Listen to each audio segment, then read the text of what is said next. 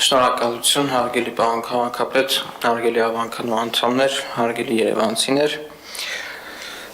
Ձեր քննարկման եմ ներկայացնում 1991 թվականի սեպտեմբերի 21-ից մինչև 2025 թվականը Երևանի նախկին թաղային համայնքներին եւ Երևան համայնքին պատկանած դպրոցների եւ մանկապարտեզների տարածքների օտարման գործընթացները ուսումնասիրող Երևան քաղաքի ավականու քննող հանձնաժողով ստեղծելու մասին նախագիծը։ Հարգելի գործընկերներ, տեղյակ եք, որ նախորդ տասնամյակներում մի շարք համայնքային գույքեր, հատկապես նաև մանկապարտեզների տարածքներ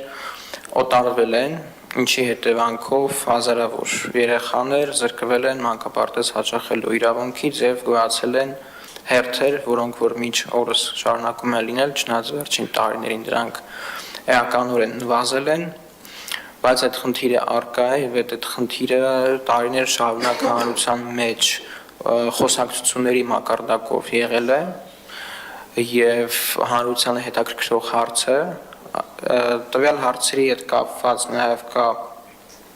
կարծում եմ անհրաժեշտ է որպեսզի Երևանի ավականին իր դիրքորոշումը հայտնի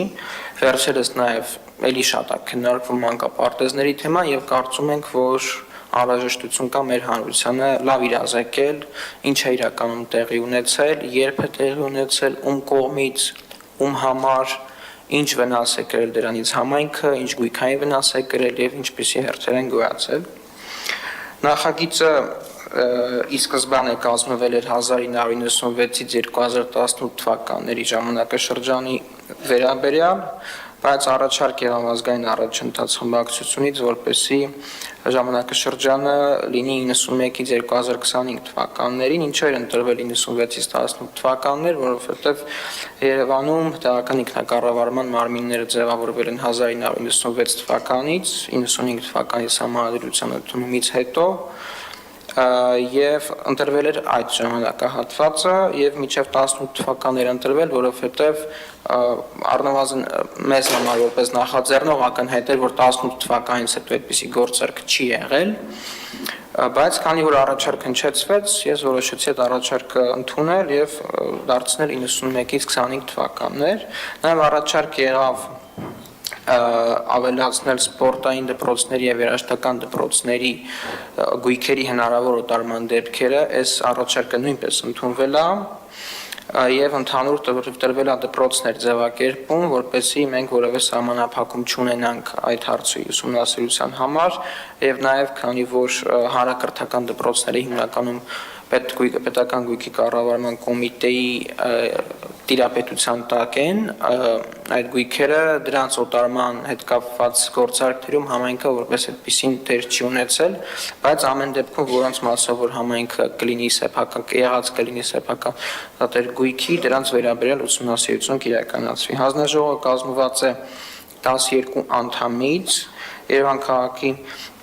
քաղաքում տեղական ինքնակառավարման մասին օրենքի 35-րդ հոդվածի 4 մասի համաձայն հանձնաժողովը կազմված է յուրաքանչյուր խմբակցությունից հավասար ներկայացվածությամբ, բայց ես առաջարկել եմ յուրաքանչյուր խմբակցությունից 3-ական, բայց քանի որ Մայր Հայաստան խմբակցությունը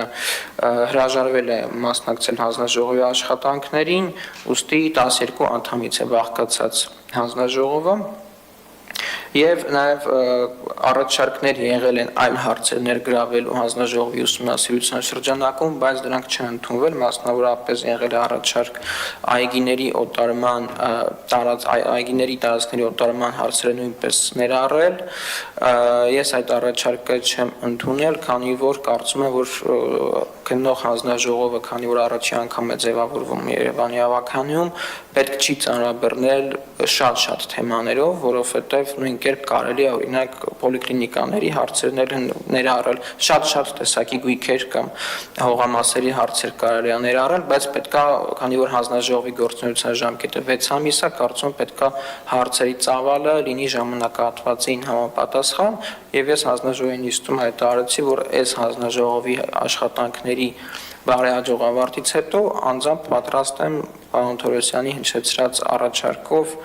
այգիների մասով նոր նախաձեռնությամբ հանդես գալ, նաև առաջարկա հնչել ուրեմն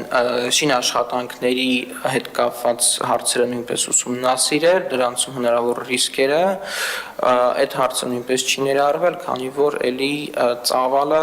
բնականաբար չէր կարող, այսինքն նաև որոշակի մասնագիտական խնդիրեր առաջանալու, օրինակ գնալ տարիներ հետ հասկանալ, որ շինարարությունը ինչքանով է ճիշտ է եղել, կարծում դա հնարավոր չէր լինելու մեզ պարզել, բայց այն մասով,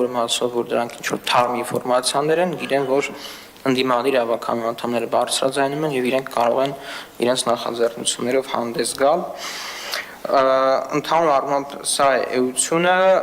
եւ վերջում կուզեմ մի բան էլ հավելել նաեւ հանձնաժողովի նիստում խոսվեց որ դա իրավապահ մարմինների գործունեություն իրենք չզբաղվում իրենք զբաղվում են դատախազությունը ունի վարույթներ այս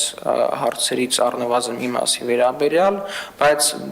իրավապահ մարմինները եւ դատական համակարգը իրենք իրավական գնահատական տվողն են կարծում եմ որ մենք նաեւ պետքա քաղաքական գնահատական տնտեսամանին, որովհետև դրանցում գործել են պաշտոնատար անձինք եւ իրենց հետ փոխկապակցված մարդիկ եւ կարծում եմ որ իրավապահ մարմինները որոշակի կաշկանդված են գնահատականներ տալուց, որոնք որ կարող է տալ Երևան քաղաքի ավականին որպես գույքի կառավարող մարմին։ Շնորհակալ եմ։